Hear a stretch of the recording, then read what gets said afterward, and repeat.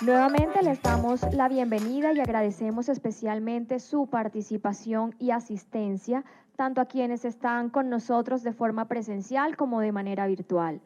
Damos paso en este momento a la conferencia titulada El salto de la enseñanza al aprendizaje, orientada por el doctor Santiago Amador.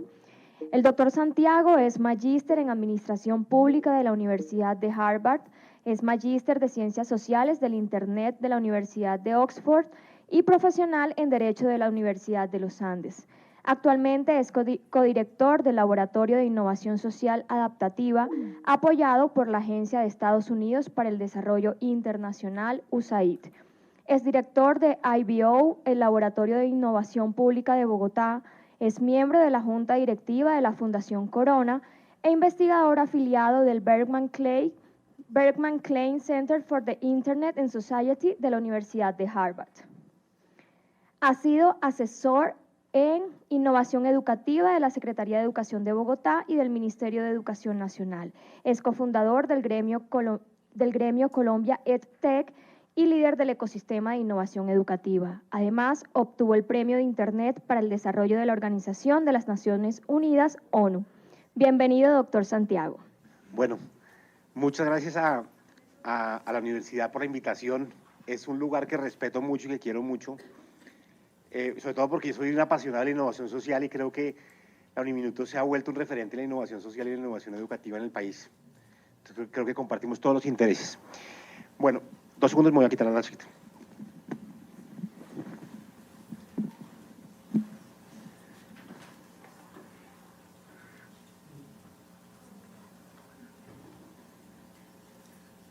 Listo. Perfecto. Bueno, ¿dónde me debo hacer para la cámara? ¿Aquí estoy bien?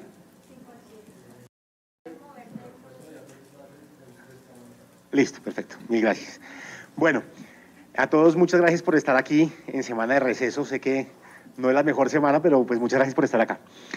Yo voy a hablar de un tema que ustedes seguramente han hablado mucho, innovación educativa, con un enfoque bastante particular, que no tenemos todos que compartir, pero ojalá sí nos haga entrar como en diálogo y en discusión sobre los conceptos. Lo primero, y traigo siempre esta diapositiva que me acompaña generalmente, y es que la innovación educativa, sobre todo, es un tema de, yo llamo, motivación. Y es la diferencia entre no hacer nada y decidir hacer algo. Cuando un docente se da cuenta que hay un problema de enseñanza o aprendizaje en el aula de clase, que hay, por ejemplo, un profesor rural en el Sumapaz, se da cuenta que un niño no está aprendiendo, uno puede no hacer nada o decidir hacer algo. La innovación educativa siempre entra cuando se toma esta decisión de hacer algo. Es muy difícil, porque la innovación es acerca de seres humanos y la hacen seres humanos, y es esa voluntad del docente, y obviamente la comunidad educativa también en general, pero la voluntad del docente la que va a generar esa innovación educativa. Una vez estaba yo buscando la palabra innovación en Twitter, el numeral innovación, para ver qué estaban diciendo la gente, y me equivoqué. Y puse invocación, se me cruzaron 2 letras y puse invocación.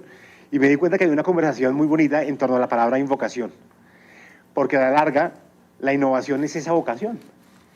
Es el amor por lo que hacemos. Si cuando uno realmente está enamorado de lo que hace y se da cuenta que lo que uno hace o quedó en desuso, o ya no está haciendo a los jóvenes aprender, o no es atractiva, lo suficientemente atractiva, o pudiera involucrar la tecnología, pues entonces, cuando uno tiene la vocación, tiene el amor de cambiar lo que uno viene haciendo por tantos años.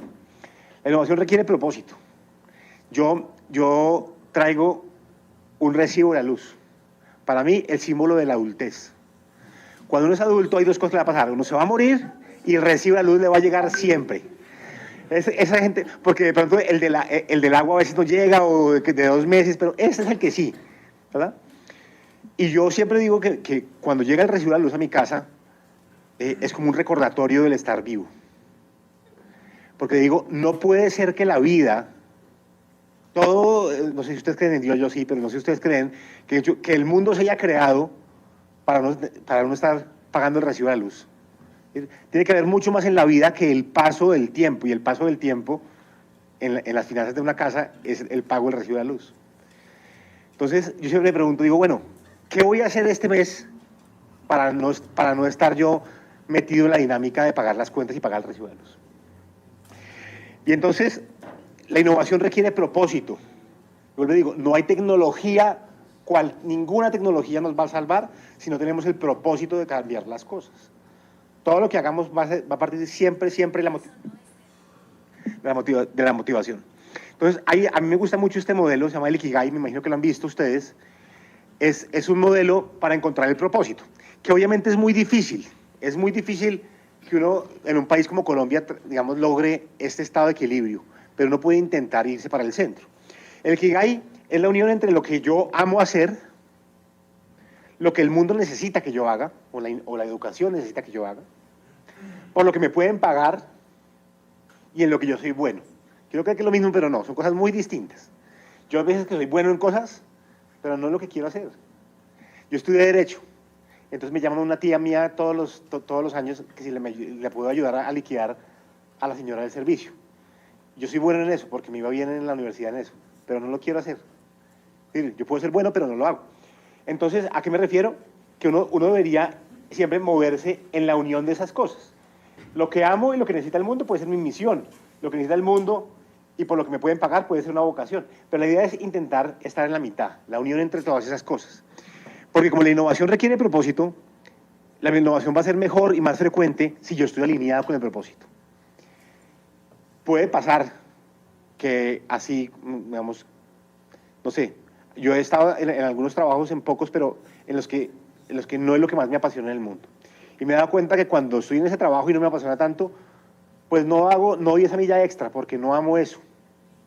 Y entonces, sobre todo la labor que ustedes tienen, que es de ser docentes, yo dirigía la maestría en innovación en una universidad, guardadas proporciones parecidas a la de ustedes, que era Ariandina. Yo dirigía la maestría en innovación.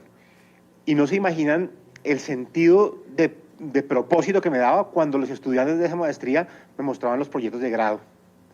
Porque es una maestría virtual y esos estudiantes estaban en Arauca, por ejemplo, un concejal se inventó un sistema de comunicación con los cilindros de gas. Porque pues allá no hay nada, entonces los cilindros de gas, que, digamos, que los pasan en mula, se inventó como una gaceta donde el Estado le comunicaba a los ciudadanos lo que pasaba a través de las líneas de gas. Entonces, para mí, pues tiene mucho propósito la universidad, porque estamos cambiando el país un lugar a la vez. Lo mismo, la universidad de ustedes es parecida a esta. Es una universidad de acceso, una universidad que le garantiza el derecho a la educación a mucha gente que otras universidades, ni siquiera la Universidad Nacional, les hubiera garantizado. La Uniminuto tiene una labor impresionante. En el pueblo más recóndito hay una sede así sea virtual o un sitio de conexión de Uniminuto. Están haciendo una labor inmensa. Entonces creo que aquí está el propósito. Y yo no soy quien para decir, oye, el que no esté con propósito no esté aquí. Pero lo que quiero decir es que sí se requiere propósito para innovar. Y lo que yo decía, amor por lo que se hace. Eso es la innovación. Y entonces, esta es un poco una invitación que hacemos, y es, cuando uno hace el mapa de la educación, en este caso la educación superior, uno se da cuenta que hay una cantidad de microproblemas. Y la idea para poder encontrar propósito es ver qué problema van a resolver ustedes. Además de lo que les toca en el día a día, qué problema van a contribuir, porque es que es muy difícil que si 3.000 profesores de la Uniminuto, que son 3.000 profesores, 3.000 algo, se proponen algo, es muy difícil que no lo logren. Imagínense 3.000 personas trabajando por el mismo propósito. Es muy difícil que no lograrlo. Si 5 se unen, es difícil, si 100 se unen, pero 3.000, Dios mío. Entonces, ¿qué problemas se pueden resolver? Y hay una forma de resolverlos, una forma de abordarlos que se llama el intraemprendimiento. El intraemprendimiento es como imagínense ustedes que hay un startup metido dentro de una empresa. Como Nequi metido dentro de Bancolombia. Nequi de Bancolombia. Y si Nequi no hubiera llegado, no hubiera preparado a Bancolombia para la llegada de Nubank y se lo hubiera entregado. ¿Sí? Entonces, esos intraemprendimientos que al principio parecen como una cosa aparte de la universidad, son los que van a hacer la universidad. Yo tengo la teoría de que la educación continuada va a ser y el área de investigación van a ser las universidades del futuro. Pero hoy son como relegadas. Y la idea es que en torno a un problema, unos de ustedes en grupos pudieran hacer intraemprendimientos, generar startups que después se vuelvan el quehacer de la universidad solucionando un problema muy específico. Y eso también parte de entender, que llamo que todo está en versión beta, todo está en versión de prueba. Y a veces es difícil uno aceptar como docente. Yo también daba clases, yo doy mucho clases en las universidades, y ahí en la maestría yo daba clases de innovación social. Y es muy fuerte sentir que lo que uno enseña está en versión beta, en versión de prueba. Porque cuando uno lleva ya 5 años dando la misma materia, la posibilidad de volverse conformista con lo que uno enseña es muy grande. Es muy grande y hace mucho daño ese conformismo porque el mundo está cambiando muy rápido. Y porque los currículos no pueden adaptarse rápido, entonces el que se tiene que adaptar más fácil es el docente en cómo da la clase. Yo siempre ponía el ejemplo, yo dirigía la maestría de innovación y entre que escribimos la primera vez la maestría, nos la aprobó el ministerio que se demora muchísimo. La implementamos 3 años, la vamos a reformar y la volvemos a poner al servicio 7 años. Imagínense una maestría de innovación que se renueve cada 7 años. ¿Qué pasa en el mundo de la innovación en 7 años? Entonces, nuestros sistemas de educación son muy inflexibles, sobre todo la educación superior formal, son muy inflexibles. Entonces, tenemos que empezar a generar permeabilidad del sistema y la mejor forma de permeabilidad es el compromiso del docente de traer mejores ejemplos, de traer mejores invitados, de traer nuevas metodologías. Yo sé que esto suena fácil decirlo, pero vaya uno y innove la clase de uno. No es tan fácil, no es una cosa que sea tan fácil. Por muchas razones, unas que son de uno y otras tampoco a veces hay tiempo. Muchas razones que las conocemos y no quiero quedarme en ellas. Pero sí la sensación de que todo está en versión de prueba. Mi clase puede mejorar. La conciencia. Son frases, yo lo llamo mantras. Mi clase puede mejorar. ¿Cómo? Lo primero preguntándole a los estudiantes y no en la evaluación de la universidad, sino, oigan, ¿cómo podría mejorar mi clase? ¿Sí? O están aprendiendo o no están aprendiendo, porque una cosa es que yo les enseñe y otra cosa es que aprendan. Entonces, ¿están aprendiendo o no? ¿Por qué? ¿Cuál es la mejor técnica ahorita para enseñar matemáticas financieras? ¿Sí? Y yo sé que a veces, vuelvo y digo, la misma dinámica no nos deja ser tan críticos en lo que hacemos. Pero con el mantra es, mi clase puede mejorar. Ahí está. ¿Y por qué me he gastado casi 10 o 15 minutos de la introducción? Ni siquiera he entrado al tema que voy a hablar. Es porque la innovación educativa no es acerca de lo que después voy a hablar. Esto es lo más importante de la innovación educativa. El compromiso que tienen ustedes como docentes con el cambio de una realidad del país. Porque si fuéramos de otras universidades, lo entiendo, pero las universidades que nosotros enseñamos son universidades que cambian la vida de las personas. Ver una sede de la Uniminuto en un pueblo recóndito da sensación de orgullo, porque le están cambiando la vida a muchas personas. Y generar una cultura de innovación. ¿Qué es una cultura de innovación en una organización? Lo primero, que innovar, y eso pasa mucho en el sector público, que el que innove no sea el sapo del lugar, ¿sí? Sino que el que innove sea bien reconocido, que se vuelva como una buena práctica, que haya incentivos para el que innove y que se sigan metodologías de innovación para hacerlo. También lograr en el docente, pues en las y los docentes, lo que llamo 2 cosas, el sentido de posibilidad y la confianza creativa.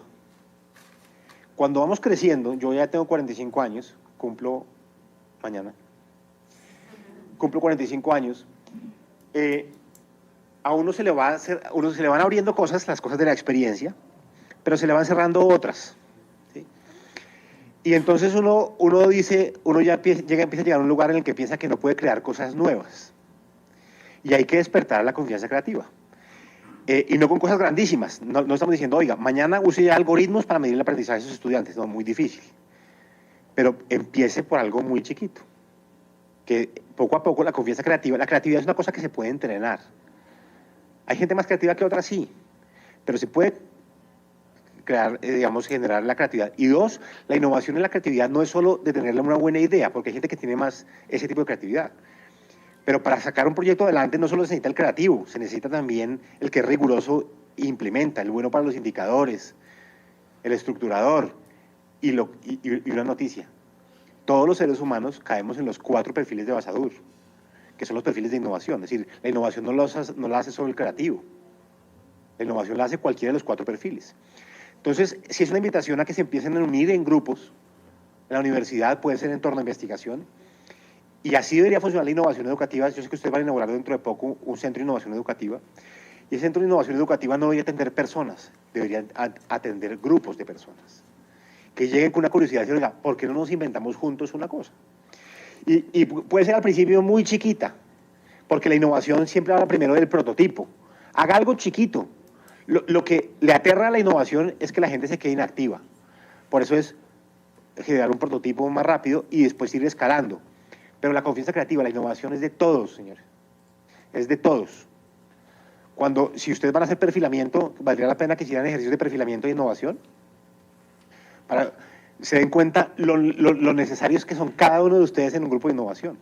Yo soy del perfil creativo y me cuesta un trabajo implementar impresionante porque mi personalidad hace que yo me emocione con la idea y ya la implementación no me interesa, porque es mi perfil psicológico.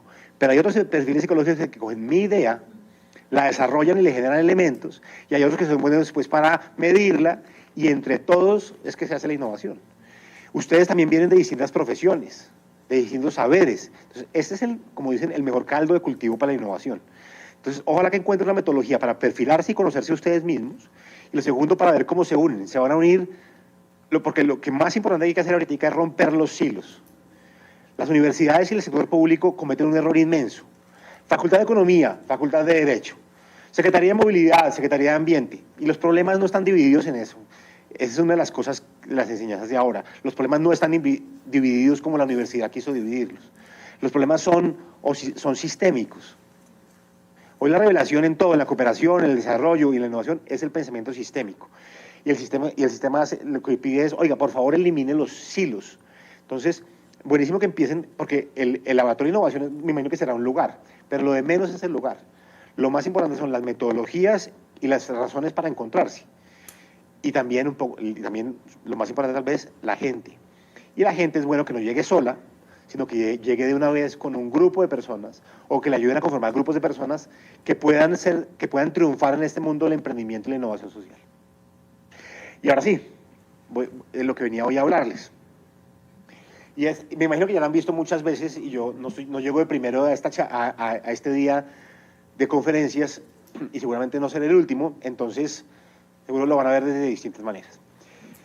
Yo hice un esfuerzo y es intentar, porque una de las tendencias más importantes de innovación educativa es, y ojo, una cosa súper importante, no vamos a poner a competir entre la enseñanza y el aprendizaje, no es una competencia, sino que si bien es cierto que digamos, hay un continuo entre la enseñanza, en los sistemas basados exclusivamente en la enseñanza y los sistemas basados exclusivamente en el aprendizaje, hay como un continuo. La balanza ha estado más inclinada durante los últimos años por la enseñanza. Nos hemos centrado en la enseñanza. ¿Quiénes son los importantes? Las universidades.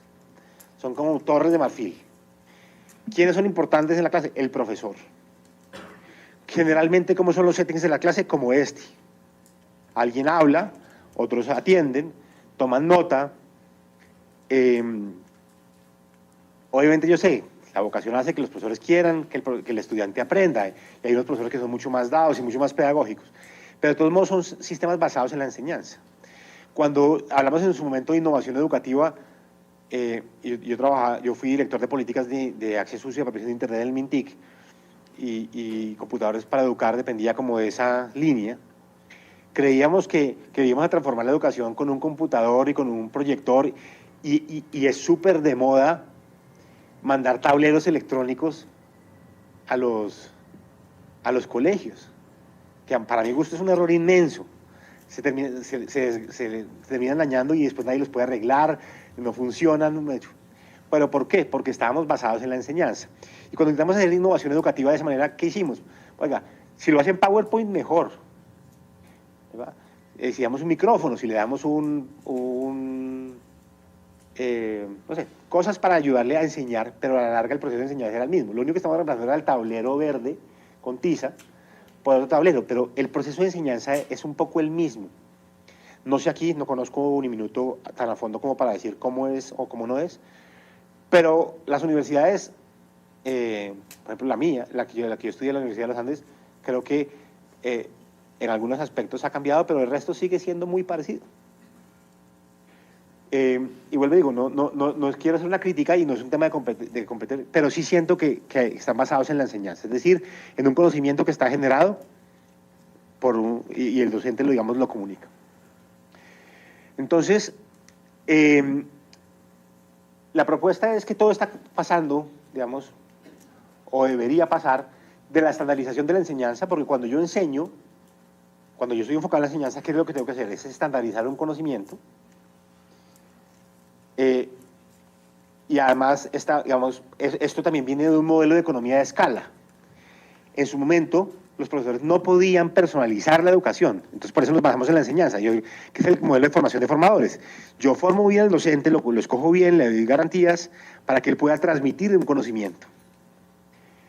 Pero me toca estandarizar lo que les voy a decir. Solo les puedo dar una clase a todos. Si alguien no entendió, ¿qué hago? Pues le explico una vez, pero no le puedo explicar 25 veces. No puedo, porque no me da el sistema. Porque yo no puedo ir ni al ritmo de los que más rápido entienden, ni al ritmo de los que menos rápido entienden. Tengo que ir como una especie de ritmo medio. Y la mejor forma de eso es estandarizar lo que enseño. Yo enseño una cosa, por eso el ministerio quería como los marcos de competencias, los currículos. ¿Sí? Y cómo yo paso de la estandarización de la enseñanza a la diversificación del aprendizaje. Cuando yo me empiezo a basar en el aprendizaje, ya entonces miren que no es uno, que es el profesor, sino son muchos, que son los estudiantes. Porque ¿quién está aprendiendo? ¿Quién está enseñando? Uno en cada clase. ¿Quién está aprendiendo? No sé, 25, que hay un salón de clase de estudiantes. Entonces yo tengo que diversificar. Y la tecnología, gracias a Dios, una de las cosas que trae la tecnología, que jamás reemplaza al docente, es la posibilidad de la diversificación del aprendizaje. La mayoría de tecnologías en la educación van a permitir ese tipo de cosas. Ya vamos a ver un poco. Entonces, intenté hacer un ejercicio de traer las As del nuevo aprendizaje. Hubiera podido escoger otras letras y seguramente hay 1000 conceptos más. Yo escogí, para hacer énfasis, si no acabaría en una hora lo que tengo que decirles, es las As. Entonces vamos a ver cuáles son las As del aprendizaje. Pero, bueno, una reflexión, si alguien quiere decirme cuáles son los 3 elementos de la enseñanza, de los sistemas basados en la enseñanza. ¿Alguien? Los contenidos. ¿Contenidos? La estructuración del pensamiento. Bueno, lo que pasa es que si te respondo así es porque mi concepto de enseñar es estructurar el pensamiento y aprender igual. Sí, pero ¿cómo se ven? Y seguramente piensa tú en tu colegio. ¿Cómo se ve una clase basada en la enseñanza? Yo vuelvo digo, no están compitiendo, y no estoy haciendo peyorativo con ninguna, estamos moviéndonos en un continuo. Entonces, transmisión de conocimiento, Homogeneidad. algo de homogeneidad, porque tengo que enseñar lo mismo a todos. Sí o no, es muy difícil que yo lleve 25 clases distintas. Yo llevo una clase para todos, no tengo 25. Es que hoy la tecnología lo permite, ya lo miramos, pero... Y la última, otra característica de la enseñanza. Un poco más vertical el modelo. Sí, ¿cómo es la evaluación en estos modelos?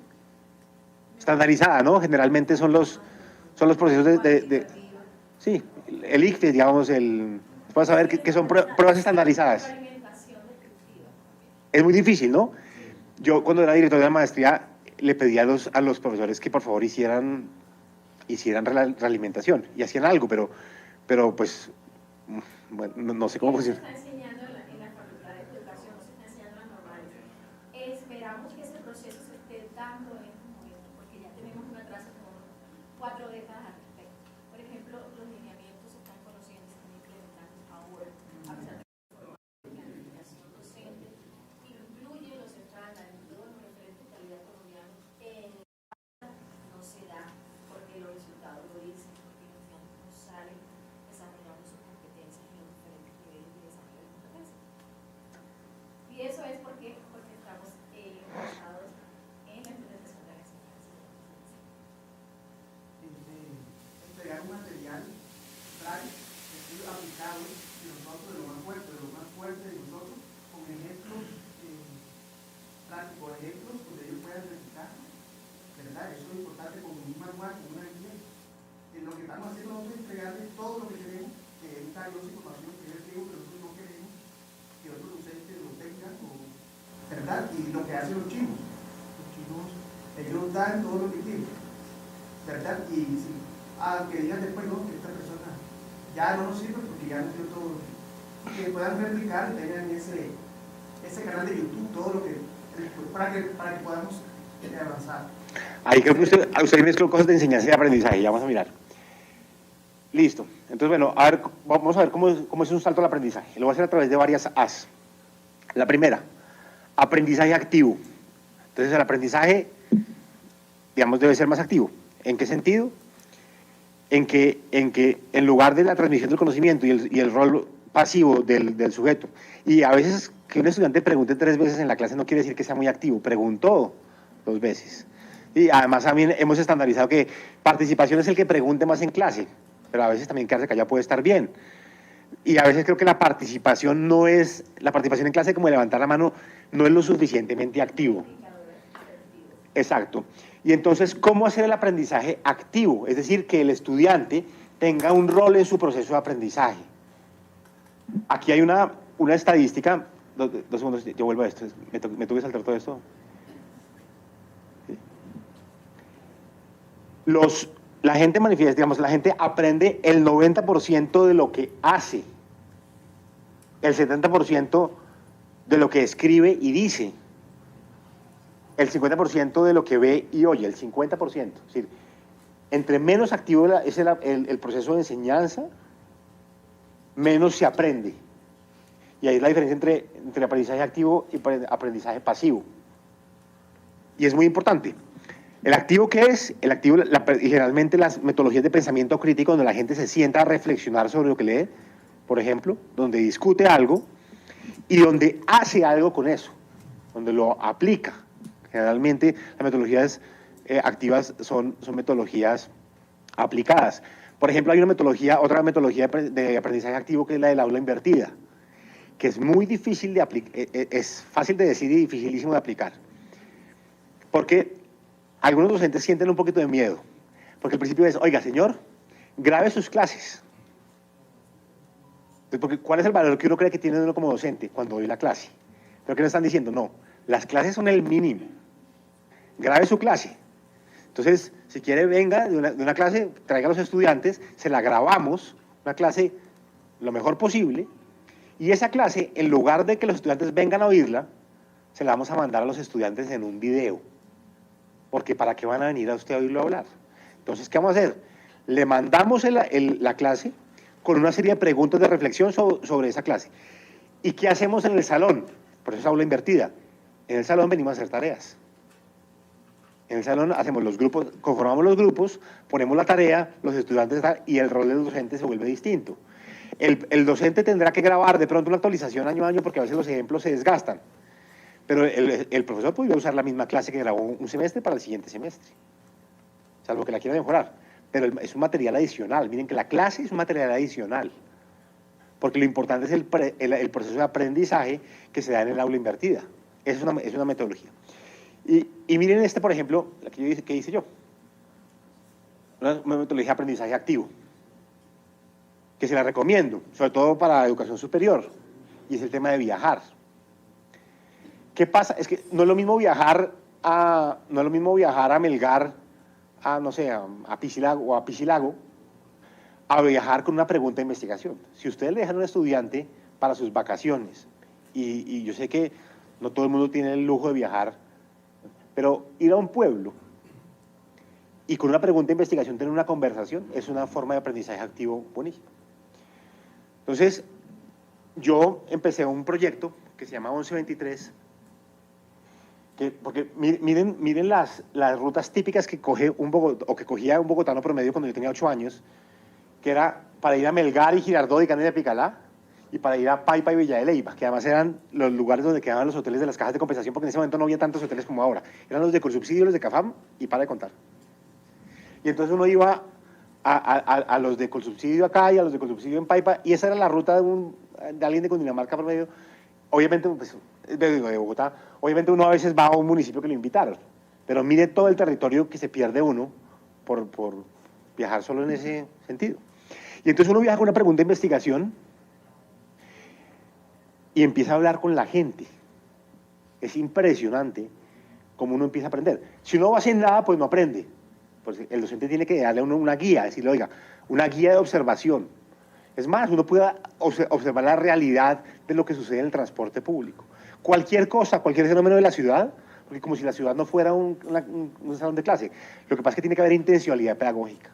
Y la intencionalidad pedagógica, ¿quién se la da? El maestro. Si el maestro no es reemplazable en el mundo del aprendizaje, porque necesitamos la intencionalidad pedagógica. Pero el estudiante puede aprender por sus propios medios con la intencionalidad pedagógica que le dé el docente. Entonces, una conversación con ese señor me hizo aprender 1000 cosas.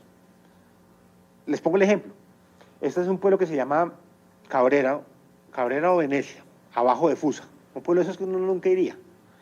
Y yo le pregunto, oiga, ¿usted iba a ese? Alguna gente dice, sí, yo fui una vez. Y le pregunto, ¿y fue a Villagómez, que es el otro más extremo, pero arriba? Y dice, no, ese no. Porque uno no va a esos pueblos.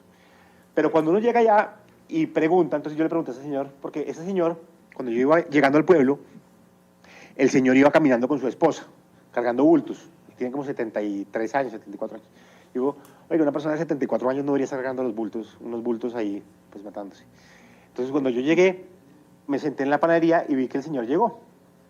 Y entonces le pregunté, oiga, pues porque el proyecto es a partir de tener conversaciones con la gente. Le pregunté, oiga, ¿usted por qué venía caminando por ahí? ¿Por qué no vienen sus hijos?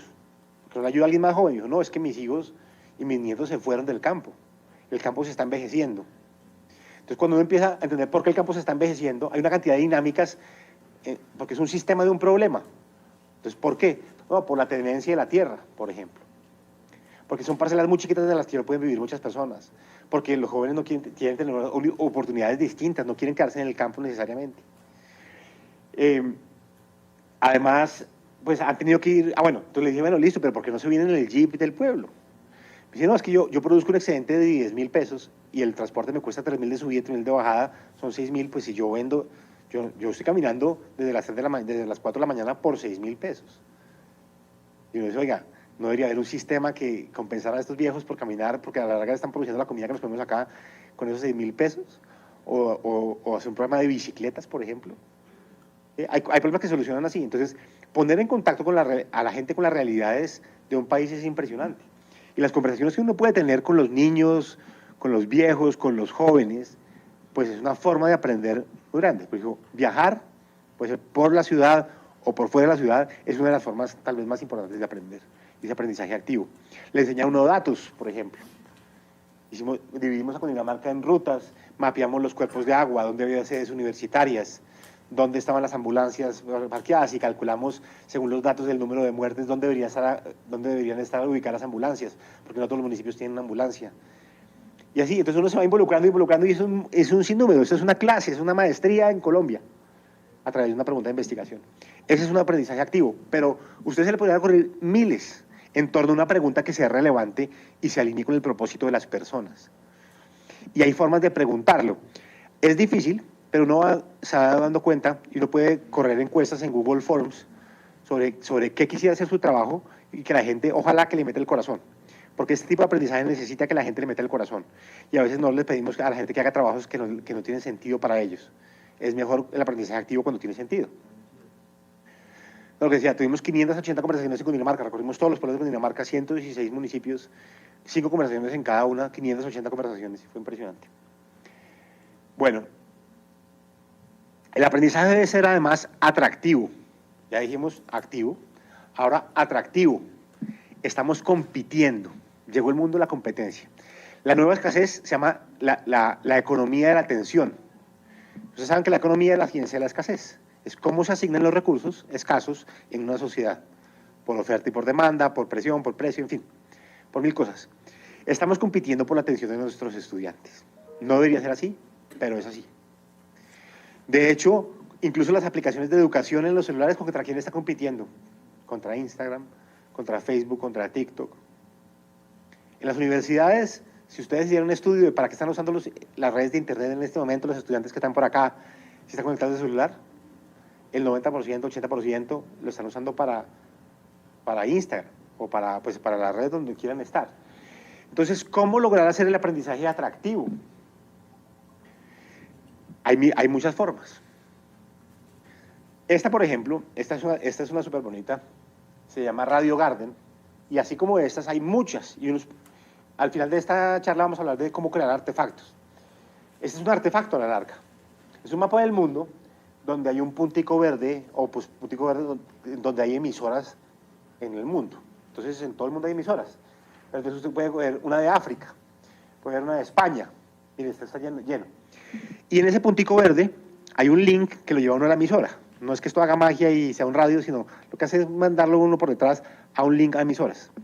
Entonces uno puede oír emisoras de todas partes del mundo y aprender qué está pasando en otra parte, o aprender idiomas. Entonces, estas interfaces son más atractivas que las otras.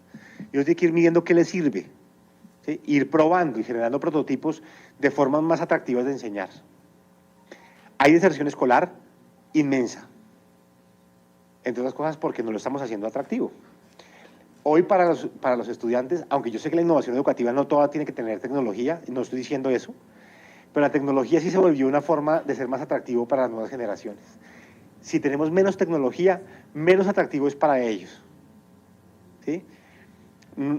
Yo tengo problemas con esa, digamos, boom de la gamificación, porque digo, oiga, si me pongo a pensar cómo gamificar, en qué momento me pongo a ver cómo enseñar, y es difícil crear, pues, la unión entre juego y gamificación. Pero, por ejemplo, una de las cosas que hizo caminar más a los niños durante la pandemia en Estados Unidos fue ese juego de Pokémon Go. Pokémon Go básicamente lo que hace es simula que un dinosaurio o un Pokémon o lo que sea está en un lugar, entonces la gente tiene que ir a capturarlo, y para ir a capturarlo tiene que caminar. Entonces le ponen en el barrio. Entonces, esas formas, por ejemplo, como lograron los profesores hacer que los niños hicieran ejercicio en la pandemia, fue impresionante. Unas historias lindísimas de los profesores en los colegios. Entonces, no sé, tenían que traer una media del papá, entonces los niños iban corriendo a traer la media del papá. Los niños no se dan cuenta ni siquiera que estaban haciendo educación física, ¿sí? Obviamente nadie les estaba diciendo, porque si lo hubieran puesto a decir, corran 3 veces la escalera, pues los niños no van a querer correr. Obviamente estoy usando una metáfora, sé que la universidad es un ambiente mucho más, bueno, más fácil y más difícil dependiendo de cómo se mide, pero siento que a veces es más fácil enamorar a alguien de la educación media en adelante, es un poco más difícil, digamos. Por ejemplo, hoy Google Maps, o por ejemplo, uno puede hacer visitas a museos, ¿sí? Y hay muchas más cosas. Uno puede hacer casos, por ejemplo. Hoy la Universidad de Harvard lo hace principalmente casos. Hay una metodología de liderazgo, por ejemplo, que simulan una subida al Everest. Entonces crean un modelo en el que 5 personas son como si fueran el grupo y empiezan a interactuar y a tomar decisiones. ¿Sí? Los simuladores, por ejemplo, son muy buenos en esto de la educación activa. Otra, aumentado. El aprendizaje debe ser aumentado. ¿Por qué? Porque es que antes solo estaba el profesor y de pronto el libro de texto, porque todo estaba muy basado en libros de texto. Pero es que hoy hay infinidad de recursos. Yo voy a enseñar algo y uno se mete a internet. Yo sé que a veces a los profesores no les gusta que uno se meta a internet, porque es como los doctores cuando uno se automedica, porque hay demasiada información, uno no sabe cuál es verdadera, cuál es falsa, pero el solo hecho de curarla es importante. Pero pensemos aumentado de muchas maneras. Lo primero es que me puedo conectar con otros, ¿sí? Me puedo conectar con gente de otras partes. Puedo traer a un invitado a una clase de otro país si quisiera. Yo hice mi tesis de maestría en aprendizaje con YouTube, con tutoriales. Por ejemplo, cuando uno estudia cálculo, es decir, el 80% de los estudiantes que pasa el examen de la nacional, para entrar a la nacional, en su componente matemáticas, manifiesta haber estudiado con Julio Profe dentro de YouTube. ¿Por qué? Porque está lleno de videos, 45, 50 videos. Yo no creo, porque de verdad no creo, hay gente que es autodidacta, pero se requiere demasiada automotivación para volverse autodidacta, pero uno podría aprender casi lo que quisiera, si uno estuviera así de motivado, lo que quisiera con YouTube. Pero hay casi que infinitos videos de lo que uno quisiera, pues no infinitos, pero más de los que uno puede ver, ¿sí? Y la gente empieza a traer más información y más información. Para, por ejemplo, cómo resolver problemas matemáticos o para el aprendizaje de idiomas, hay muchos tutoriales que complementan el proceso de formación. Entonces, uno pensar que el aprendizaje solo sucede aquí, no. Es decir, yo le puedo decir, oiga, por favor vean estos 50 videos. Entonces, ¿qué hace el profesor? Llega con material curado, sabe lo que van a aprender en cada uno de esos 50 videos y le dicen, pueden ver esto además en estos otros 50 videos. Los tutoriales tienen un poder impresionante. ¿Me quedan 5 minutos? No.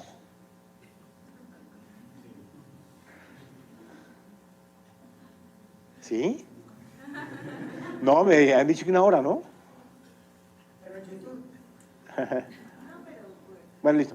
Bueno, listo. Entonces, pero, ¿con qué más? Yo puedo buscar por internet, ¿verdad?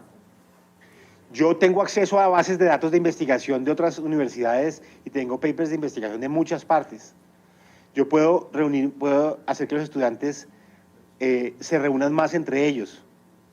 Porque a veces antes las reuniones en grupo no eran tan fáciles. Bueno, aunque yo no sé cómo han cambiado, los estudiantes han cambiado impresionante, ahora ya ni se quieren reunir porque quedaron como en modo pandemia y dicen, porque antes si le tocaba coger una buceta para reunirse con los amigos y el trabajo, pues de malas, pero ya así no. Bueno, pero ¿a qué me refiero? En que ahora podemos aumentar el número de encuentros entre los estudiantes. Eso también aumenta el aprendizaje, porque aumenta el número de veces en la interacción. Entonces, aprendizaje aumentado es aumentar los recursos que tengo para una clase. No pensar que lo que yo logré hacer como currículo de una asignatura es lo que el estudiante va a terminar aprendiendo. Y lo que decía de YouTube es, YouTube tiene una ventaja, porque en clases, si yo no entendí, por ejemplo, cómo se hace una derivada, puedo preguntar 2 veces y a la tercera ya se me ríen y yo dejo de preguntar. Pero con un tutorial de YouTube lo puedo volver 300 veces. Es como si tuviera 300 profesores al minuto. Y si este me explicó con manzanas y a mí me gusta más que me explicaran con peras, pues encuentro de peras y aprendo. Tengo un mar y no hay que temerle, porque a veces los profesores prefieren tener a los estudiantes por fuera de ese aumentado para que se concentren en lo que ellos dicen. Vale la pena también a veces pensar en que se puede como aprovechar todo ese mar de conocimiento. Lo que pasa es que cuando hay mucho es como si no hubiera nada. Y la curaduría es súper importante.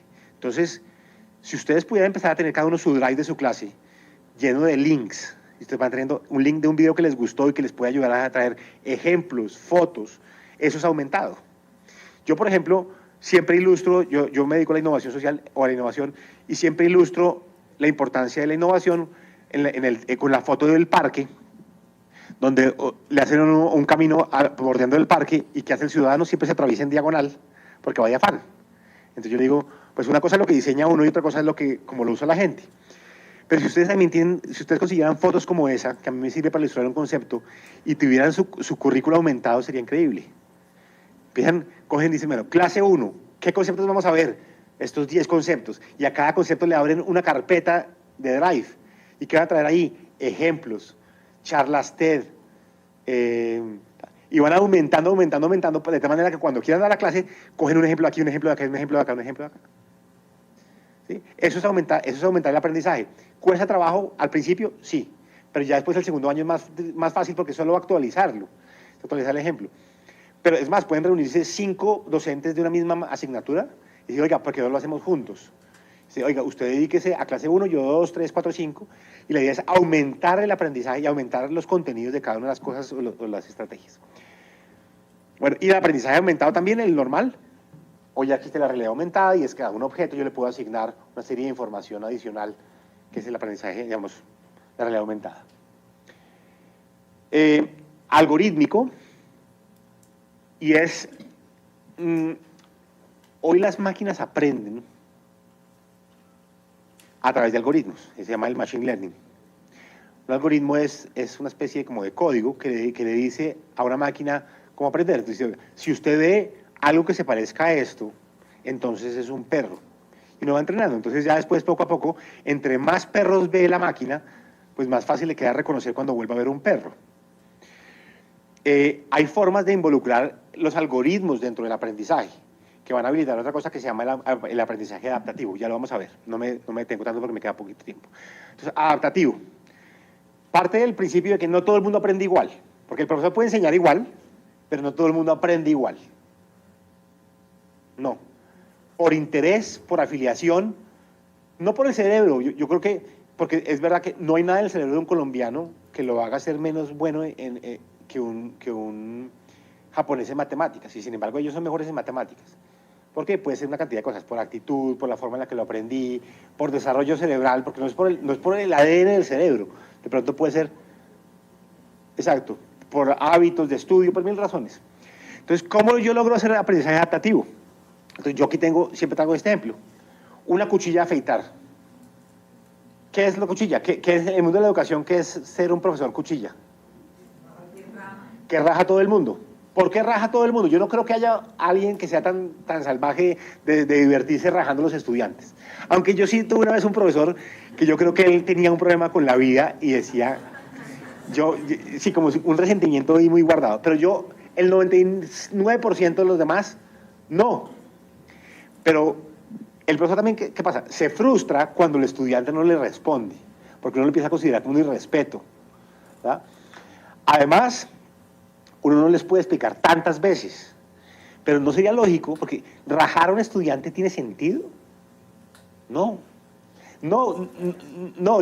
de pronto eso le mete miedo a los demás para que se esfuercen más, de pronto.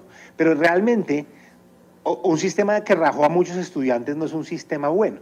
Y qué pena lo que voy a decir, las pruebas saber están demostrando que estamos rajando a todos los estudiantes de Colombia, pues a muchos. Tenemos el peor escalafón, pues somos de los peores en las pruebas PISA. ¿Pero por qué es cuchilla? Bueno, digo, entre otras cosas porque no es capaz, digamos, el profesor no tiene los medios, o no tenía los medios de personalizar el aprendizaje. Y miren Duolingo. Cuando un estudiante se raja y se raja mucho, pues que le ponen, a veces, yo sé que ya esa práctica no existe, pero en mi época le ponían orejas de burro y lo dejaban sentado ahí, si uno no sabía, lo dejaban sentado en el asiento del burro. En fin, creo que eso ya no pasa. Pero ¿qué hace Duolingo? Duolingo, por el algoritmo, sabe en qué se equivocó usted. Usted es una aplicación de enseñanza de idiomas. Usted se puede equivocar en una palabra, en vocabulario, o en el tiempo verbal, o en los pronombres. Entonces, en lo que usted se equivoque, Duolingo, ¿qué hace? Le manda más ejercicios de lo que usted se equivocó hasta que aprenda. Hay algunos que aprenden a las 300 veces y otros a las 5. Pero es muy difícil que después de tanta repetición uno no aprenda algo. Y yo, en ese mismo escenario que me invitaron hace como 2 meses, hablaba de mi sobrino que le dijo a mi hermano que por ningún motivo quería ir a clases de francés. Mi hermano le dijo, bueno, listo, entonces vamos a hacer una cosa. Usted va a estudiar 10 minutos de francés, le armó un sistema de incentivos, usted va a hacer 10 minutos de francés todos los días. Entonces mi sobrino, en lugar de ir a una clase de 1 hora, de 60 minutos a la semana o 2 a la semana, que le tenía mucha pereza, él cogió y adaptó su agenda para tener 10 minutos. Podía ser en la mañana, al mediodía, en la noche, cuando él quisiera. Pero tenía que ser 10 minutos y mi hermana podía comprobar que mi sobrino lo había hecho. Imagínense cuántos son 10 minutos multiplicado por 365 días. Es impresionante. Y Duolingo le permite, digamos, adaptarse a mi sobrino, a su forma de aprender, con los ejemplos que él quiere, porque además uno también puede ir escogiendo los intereses y uno puede decir, oiga, ya que vi esto, entonces voy a empezar a ver esto, puedo guiar mi propio proceso de aprendizaje, que a un profesor le queda muy difícil porque no puede estandarizar, pues le toca estandarizar porque si no se enloquece. Autónomo, aquí pega más el ejemplo de mi sobrino. ¿Autónomo en qué sentido? En que el aprendizaje, digamos, requiere en un momento dado del docente, pero no todo el tiempo. Lo puede hacer mi sobrino desde cuando quiera. Si puede estar en el Transmilenio y ir oyéndose un curso de algo. ¿Sí? La tecnología permite que el aprendizaje sea cada vez más autónomo. También autonomía es los famosos MOOCs, los que ya no requieren el docente, sino que la persona puede repasar una serie de contenidos, hacer Hay un debate de si se aprende el aprendizaje autónomo o no. Yo creo que sí, pero vuelvo y digo, aprenden más los que están más interesados, porque como no tienen el docente ni el sistema de notas, pues requiere un poco más de disciplina. Voy a correr. Articulado, esta parte es súper importante, súper importante. En el mundo de la educación separamos en sí la educación formal de la no formal y de la informal. ¿Por qué? Porque sobre todo las universidades acreditadas como esta viven de ser acreditadas y viven del prestigio que les da ser acreditadas. Entonces nos damos cuenta de que hay una cantidad de educación que no estamos incluyendo, la educación no formal. Por ejemplo, Platzi, la plataforma Platzi, que le ofrece por $300 300 cursos a la persona. No le entrega el título, pero le entrega las competencias. Además le arma una comunidad y le hace un evento al que la gente quiere ir. Está cambiando la forma. Pero ¿por qué ponernos a discutir entre la educación formal y no formal? Esa división que está generando el ministerio ya no, digamos, ya es artificial. Yo entiendo que obviamente hay que proteger la calidad en lo que uno hace. Y sé que esto no es muy bien recibido en la universidad porque las universidades viven de ser acreditadas. Uno de los parámetros de éxito es ser acreditado de alta calidad. Pero no estamos pidiendo una cantidad de educación. Entonces, es muy importante ver cómo logro, como profesor, permitirle que el estudiante también tome cursos de educación no formal, que muchas veces son gratuitos. ¿Sí? Entonces, por ejemplo, como un profesor dice, oiga, listo, le voy a dar un plus al que haga un curso de Platzi y traiga eso que aprendió ya. Entonces, no ponerse a competir, sino articular la educación formal y no formal. Nosotros en Ariandina teníamos una cosa que se llamaba Infinited, y era cada vez más los estudiantes, oye, cada vez menos los estudiantes quieren ir a las universidades. Todavía hay en los estratos más bajos un símbolo de estatus por la universidad, por lo cual hay un deseo de ir a la universidad. Pero la matrícula universitaria cae cada año. Cada día hay menos estudiantes que quieren estudiar en la universidad. Poco a poco. ¿Por qué? Porque imagínense ustedes ser un joven, yo le llamo la educación como Lego, un joven que quiere tener un restaurante. ¿Sí? Oiga, ¿será que me clavo 5 años en una universidad? O 1 año en un instituto de culinaria, tomo contabilidad de costos en una universidad, tomo mercadeo digital en Platzi, me voy 6 meses a vivir con las cocineras del Pacífico y monto un restaurante. Yo voy armando como Lego mi cosa. El mundo de hoy es el mundo de esa flexibilidad en la que yo pueda armar mi proceso educativo como un Lego. Y por eso necesito que me permitan dialogar más entre la educación formal y no formal. Y las universidades no quieren dejar. Y qué pena ser tan insistente, pero es que no quieren. La Universidad de los Andes no quiere esto. La Universidad de Avellana no quiere esto. Y necesitamos, pues ¿por qué? Porque de pronto tambalea algo el negocio, pero ni siquiera.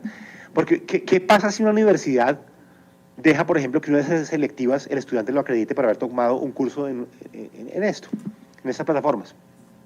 Lo que hace Infinited es, le permite al estudiante hacer mercado. Dice, oiga, quiero esas 3 materias de administración, tal cosa, y me pongo mi propio título.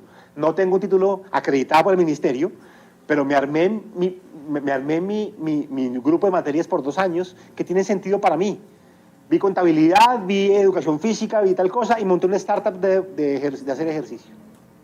Eso está queriendo cada vez más la gente. Y necesitamos que dialogue lo formal y lo formal. Y empiezan a aparecer EdTechs como estas. Es una EdTech que se llama Acredita. ¿Qué hace Acredita? Porque si yo tomo un curso en la Uniminuto, ¿quién me lo acredita? La Uniminuto. Pero si tomo un curso afuera, ¿cómo hago? Entonces, acredita y guarda en blockchain los certificados de acreditación de cuando alguien tomó un curso por fuera de la universidad. ¿Y cómo debería ser esto? Es como si yo fuera un Boy Scout que tengo parches. Y yo llego aquí a la Uniminuto, no me van a decir, oiga, empiece de cero. No, hermano, ¿por qué va a empezar de cero? Si usted ya tiene el parche, usted ya sabe programar, usted ya sabe hacer esto, usted ya sabe hacer esto, déjeme entrar como una persona así, como se llama portabilidad de certificados. Lo mismo, cojo la de Uniminuto, la llevo para allá y tenemos que lograr más. Yo sé que las universidades piensan que eso les va a dañar el modelo de negocio, pero no, porque mucha gente también va a querer pasar por aquí por otras cosas. Bueno, artesanal, rapidísimo. Artesanal, y es las cosas de hacer con las manos. El aprendizaje, digamos, significativo pasa por hacer cosas con las manos. Hay un manifiesto del movimiento Maker que además es muy bueno para el tema de innovación porque es hacer cosas.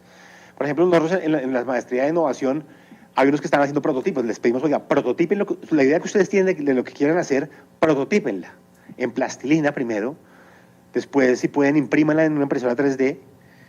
Hagan cosas con las manos, visualicen, hagan el producto mínimo viable, construyanlo. Y el aprendizaje está basado en eso, en la experiencia del construir y del hacer. Que muchas veces, digamos, separamos entre la artesanía y la alta educación, entonces los que iban a la universidad no hacían artesanía, porque estaban aprendiendo una cosa como más sublime. Ahora hay que devolverse, ¿sí? Volver a conectar con un saber de hacer. Y por eso, digamos, pues estos laboratorios Maker en los colegios, el tema de la robótica educativa, en todo sentido, pues esta de niños, pero también hay robótica educativa para educación superior. Son cosas de hacer, de armar.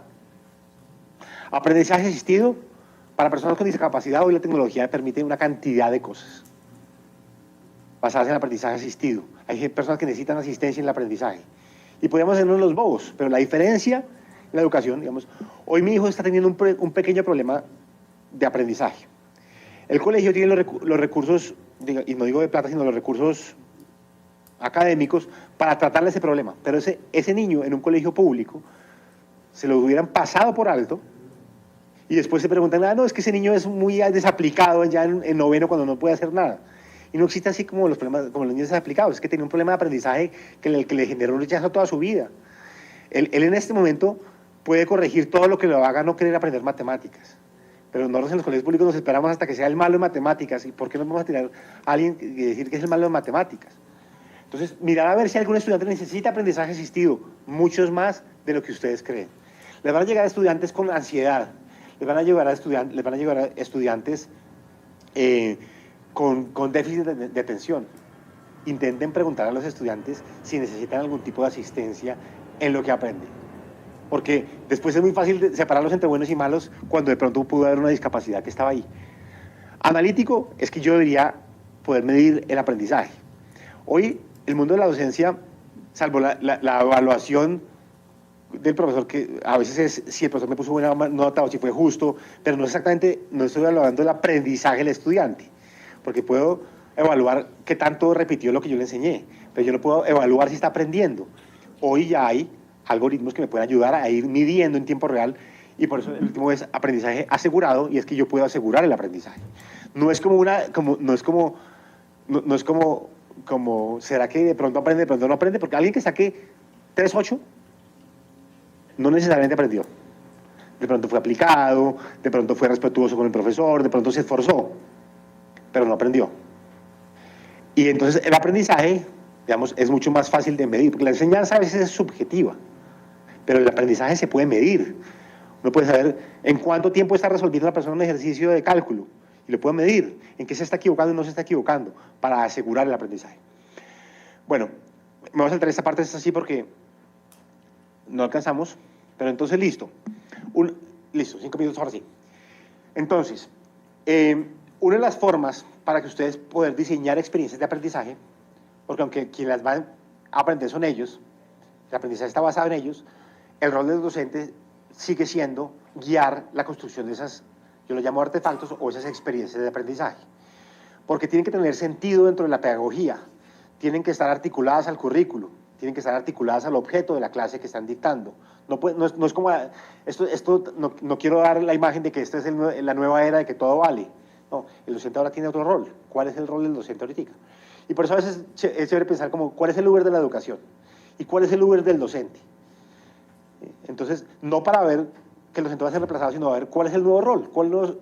Si la clase que ustedes daban ya puede ser grabada y se le debería mandar al docente, como les dije ahorita, al estudiante, ¿cuál es el rol que les queda? Entonces la idea es su rol de diseñadores de experiencias pedagógicas. Y hay una metodología muy poderosa que es el pensamiento de diseño, me imagino que ustedes lo han visto, es el pensamiento de diseño, es cómo concebirse ustedes como diseñador. Y una cosa importantísima frente al tema de la tecnología es, la primera milla de la innovación educativa no es tecnológica.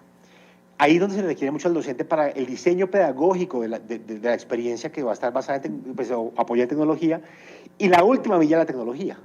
Cuando ya compruebo que funciona, pues le involucro la tecnología. Esta idea de profesor diseñador o estudiante diseñador es muy atractiva, porque muchas veces el profesor hace lo mismo que el estudiante, repite algo que le enseñaron. ¿Sí? Yo sé de un tema y repito la forma en la que me enseñaron, y repito las formas en general. Entonces, ¿cómo un profesor puede, en lugar de ser un agente pasivo, un agente activo en el proceso de enseñanza, y cómo se inventa sus nuevas prácticas y las discute con otros y las va refinando para saber si generan o no? Requiere algo de experimentación, que no es tan fácil en una universidad experimentar. Ese es el proceso de diseño, es el proceso de pensamiento y diseño. Empieza con empatizar, definir, idear, prototipar y evaluar. Miren, siempre empieza por empatizar. El proceso de diseño empieza por empatía. Esto no es una cosa esotérica, es la forma en la que están innovando hoy las grandes empresas del mundo. Pero la empatía, ¿qué es? Siéntese con los usuarios, con los estudiantes, y diseñen con ellos experiencias pedagógicas. Vayan corrigiéndolas, miren qué funciona, qué no funciona. Uno cuando da una charla 25 veces, ya se da cuenta que los estudiantes se ríen más con este ejemplo que con este ejemplo. Y esa risa me conecta para después enseñarles lo que les voy a decir. Entonces uno puede hacer de su propia clase y la puede diseñar. Esa libertad es impresionante, no es todo tan al azar, uno puede diseñar las cosas. Les recomiendo ese libro, se llama Design Thinking para Educadores, y se lo recomiendo porque es una guía de Design Thinking, pero más sencilla. Y está pensada en ejemplos de la educación, un poquito para educación más digamos, básica y media, pero le sirve mucho, lo pueden descargar, está gratuito, Design Thinking para Educadores. Se lo recomiendo mucho como una buena introducción a eso, y diseñen sus propias experiencias educativas. Esa es una forma de pensamiento y diseño que se llama el doble diamante, pero básicamente es pensamiento divergente y pensamiento convergente. Muy importante esto, y es que la innovación o el diseño que hagan, háganlo en torno a problemas. No lo hagan en torno a soluciones. No digan, ¿cómo usar Minecraft para diseñar eso? No, eso es una solución. Al contrario, digo, piensen qué problema de aprendizaje hay o qué problema en el aula hay y usen los artefactos o el pensamiento y diseño para generar soluciones, pero en torno a problemas que ustedes detecten. ¿Sí? No tengan la tentación de aplicar la solución sin haber entendido el problema. ¿Qué pasa mucho en la educación? Llega una nueva tecnología y el profesor dice, yo la quiero aplicar. Yo quiero aplicar gamificación. ¿Por qué? Porque está de moda. Pero no, intentemos bien pensar en el problema y después tengo una lista de posibles soluciones que me pueden servir. Y enamorarse del problema y no de la solución. Si no les funciona la solución, cámbienla. En cambio, el problema sí comprométase con el problema. Me salto todo esto. Importantísimo cuando estén diseñando artefactos, no juzguen. No juzguen a quien tiene el problema, no juzguen, porque el diseño no juzga, el diseño se vuelve un poco neutral. Porque cuando uno juzga un comportamiento, ya no lo puede solucionar. Y muchas veces es el desinterés de los estudiantes. No lo vean como algo malo cuando estén diseñando. Sí, no le echen la culpa a ellos de esta juventud que ya no tal cosa, sino intenten entender por qué está desmotivado, por ejemplo. Yo sé que es arte para lidiar a un estudiante desmotivado. Es desesperante esas personas que se sientan y a hablar y a rascarse las... Bueno, yo sé lo frustrante que es eso a veces para uno como docente. Definitivamente lo es. Pero cuando uno esté diseñando experiencias de aprendizaje no lo puede hacer desde el punto de juzgar. Bueno, les quería decir varias cosas ya para cerrar. La primera es que fundamos un gremio que se llama Colombia EdTech, es un gremio de las empresas de educación y tecnología, startups, digamos, estas son las 100 más importantes de Latinoamérica, ahí hay varias colombianas, y hay de todo tipo de promesas de valor. Una que se llama Analyticus. Analyticus la lleva a una universidad. ¿Ustedes tienen aquí? ¿Analyticus? Ok. Analyticus le ayuda a la universidad a entender, a predecir la deserción, por ejemplo. Uno puede predecir que un estudiante va a desertar por sus variables familiares, por un lado, y dos, por cosas, por ejemplo, ¿cuántas veces entraron por el torniquete? Es decir, ¿entraron a la universidad o no entraron? ¿Sacaron libros o no sacaron libros? ¿Entraron a la biblioteca o no entraron a la biblioteca? Todos esos datos me ayudan a predecir la deserción. Hay otra que se llama YouPlanner, que dice, no, la universidad, ¿ustedes también van a empezar con YouPlanner? YouPlanner dice, oiga, las universidades no están optimizando su espacio, podrían recibir más estudiantes, porque entre más estudiantes recibe una universidad, más patria hacemos. Ese es un lugar donde cada vez que alguien entra, no va a salir igual. Entonces, les ayudan a optimizar los salones, por ejemplo. Hay una que se llama Life Design, un algoritmo que le ayuda a los estudiantes a predecir su vocación. Chéverísimo que un estudiante, una de las causas de deserción es porque estoy estudiando lo que no me gusta. ¿Cómo puedo yo ayudar a predecir la vocación de un estudiante antes de que entre aquí? Bueno, cada una de estas es una promesa de valor de un problema.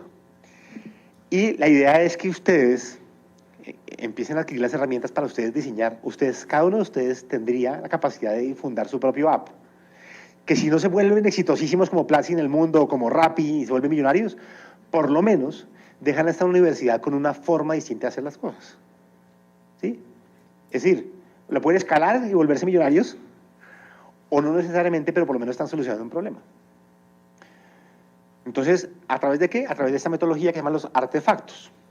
Esas aplicaciones que les acabo de decir son artefactos. Son la unión de tecnologías con otras cosas que ya vamos a ver que para solucionar el problema de la enseñanza y el aprendizaje. Y podemos empezar de cero. Un artefacto es tan sencillo como esto. Triste pero cierto, la educación pública, incluso en Bogotá, en los colegios públicos, se hizo así, a través de WhatsApp. El profesor construyó una guía, la pasaba a PDF, se la mandaba a los papás por WhatsApp, los papás la dictaban a los niños la hacían, le tomaban una foto y se la devolvían al profesor. Sí, yo sé, es triste porque uno se imagina que debería ser también como fue la de los colegios más pudientes de la ciudad. Teams, el profesor súper conectado, una agenda permanente, 2 pantallas, pero hubo una desigualdad impresionante, ¿verdad? Pero eso por lo menos es un artefacto. ¿Qué es un artefacto? Pues 2 tecnologías que ya existían. No estoy creando nada, pero por lo menos creé una serie de tecnologías para salir adelante. Es muy básico. Miren esto. La profesora con un gancho de ropa pone el celular para poderles enseñar en la pizarra. Eso es un artefacto. Eso es un artefacto. Haber grabado su clase fue un artefacto. Simple, sí. Poderoso, también. Y cada uno de ustedes puede diseñar su artefacto a la medida y después lo van sofisticando hasta que un día lleguen hasta mucho más grande. No lo hagan solos. La innovación no es un mundo de la soledad, ni de competir con el de al lado. Háganlo entre todos, hagan intraemprendimiento, como hizo Julio Profe. La innovación educativa no es igual a la tecnología, pero bueno, sí, ya la hemos hablado. Qué pena. Es que estoy cogiendo palabras. Listo. Entonces, esos son los artefactos. Y con esto ya termino. Entonces, ¿cómo diseñar un artefacto? Imagínense que un artefacto es como si fuera una app, una startup. Cada uno de ustedes puede fundar una startup. Entonces, la mía se llame, no sé, Historicus. Voy a enseñar historia con unas metodologías y unas tecnologías. Puedo involucrar Google Maps, puedo involucrar Netflix, para que sean unas películas, puedo involucrar lo que yo quiera. Entonces, lo primero es escoger un verbo, porque las cosas cambian cambiando las acciones. Entonces, el verbo puede ser enseñar, el verbo puede ser aprender, el verbo puede ser socializar, el verbo puede ser evaluar, el verbo puede ser discutir, investigar, el que yo quiera. Miro qué reto tiene el verbo, y el verbo aplicado, porque enseñar sí, pero enseñar matemáticas, o enseñar derivadas, porque cada parte de las matemáticas tiene su complejidad, ¿sí? Y ya está estudiado porque, digamos, hay cosas que tienen dificultad para un tipo de personalidades específico. ¿Qué reto está asociado al verbo? Mire que la tecnología llega después, pero ¿qué reto asociado? ¿Cuál es la intencionalidad pedagógica? La intencionalidad pedagógica es tal vez lo más importante, es decir, porque yo voy a integrar varias tecnologías y cosas, yo tengo que planteármelo primero pedagógicamente. Después construyo o traigo un set de herramientas tecnológicas que pueden ya existir o que al principio puedo usarlas de otros y después las integro y creo mi propia app, pero antes de crearla puedo involucrar Teams, más la biblioteca, más YouTube, más 4 cosas, y lo integro. Eso ya es un artefacto. Un set de herramientas analógicas. No todas las herramientas son tecnológicas. También necesito de pronto guías para que la gente haga, escriba, o un kit de lectura, o un eje de pensamiento construido en un PDF. Metodologías que estén involucradas. Unas acciones complementarias. No sé por qué, bueno. Y un nombre del artefacto. Es muy importante ponerle un nombre porque lo que yo me imagino es que una universidad con 3.000 docentes pudiera ser una incubadora de startups de aprendizaje. ¿Sí? Que vuelvo y digo, no todas tienen que ser súper tecnológicas en el día 1, pero cada grupo de 5 o 7 profesores debería iniciar su propio proyecto de generar una experiencia de aprendizaje para su propio saber. Con eso termino. Muchas gracias.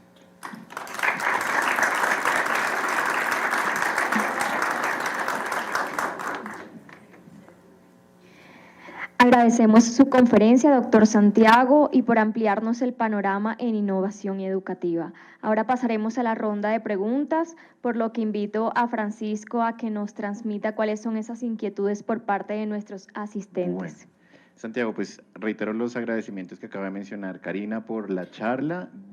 Digamos que afortunadamente llegaron como varios interrogantes por cuestión de tiempo y pues para intentar ser lo más abarcador. Vamos a intentar plantear un máximo de 3, si está de acuerdo. Hay un primer interrogante que se refería a la experiencia que usted tuvo la oportunidad de compartir con nosotros. Básicamente la pregunta menciona lo siguiente: En el territorio recorrido, ¿cuál fue la problemática más impactante que lograron identificar y cuáles fueron algunas posibilidades de solución que lograron brindar? Como un poco dentro de lo de Cundinamarca, si le parece, le menciono los tres y los responde al final o uno y uno, como usted prefiere. Una y la respondo muy rápido. Ah, Si no, después me olvido. Ok. Esa, para mí tal vez, el problema más grande fue el de los jóvenes mujeres, que sentían un miedo impresionante de que su rol en la cocina se replicara por siempre. Es decir, una joven en el sector rural tiene mucho miedo a que su rol, digamos, casi que no pago, subordinado y asociado a las labores del hogar, se perpetuará por siempre. Ese fue tal vez el problema más grande. Ok. Bien, el siguiente dice lo siguiente. ¿Cuáles son los principales miedos, dificultades o restricciones que tienen los profesores para comenzar a avanzar hacia metodologías activas de aprendizaje? El primero es se llama sensación de incompetencia, y eso le da a todo el mundo. Es decir, cuando uno se cree, cuando uno ya está en el top y llegar a una universidad como ser profesor es estar alto. Cuando viene algo nuevo, uno intenta rechazarlo un poco porque le da la sensación de incompetencia, le toca volver a empezar de cero. Entonces, cuando uno está, digamos, tranquilo con su rol de comunicar el conocimiento, ahora le están pidiendo que haga otras cosas que no estaba acostumbrado a hacer. Entonces, la primera reacción siempre es lo que se llama la sensación de incompetencia, que uno intenta disimular, pero eso se termina traduciendo en un rechazo al cambio. Ok. Y la última tiene que ver con aprendizaje personalizado. La pregunta dice lo siguiente, dice, ¿considera que centrarse en los aprendizajes implica necesariamente diseñar recursos personalizados? En caso de que sí, ¿qué criterios deberían tener esos recursos? Yo creo que definitivamente sí, porque el aprendizaje es un verbo subjetivo. Pues digo, la enseñanza es uno a muchos, el aprendizaje es muy subjetivo. Y cada persona definitivamente aprende de manera distinta. Y tanto los colegios como las universidades lo que tienen que lograr es potenciar esa diferencia. Antes era difícil, por no decir imposible, por lo cual nos teníamos que hacer los bobos, pero hoy ya no nos tenemos que hacer los bobos porque hoy la tecnología me lo permite. No en todos los casos y no 100%, pero hay que empezar poco a poco en los momentos en los que sí. Evidentemente no estoy diciendo que las universidades ya estén preparadas para hacerlo y no sé cuánto nos falte, pero las universidades tienen que plantear qué tanto, por ejemplo, están usando algoritmos de personalización. Duolingo ya lo hace, las universidades de pronto no, pero digamos, siento que estamos como en el camino de por lo menos de empezar a hacerlo. Okay. Bueno, pues muchas gracias. También tomo un poco la palabra de los profesores que nos acompañan de manera virtual, pues que también están como muy complacidos y agradecidos por la charla. Santiago, mil gracias por su intervención. No, a ustedes muchas gracias.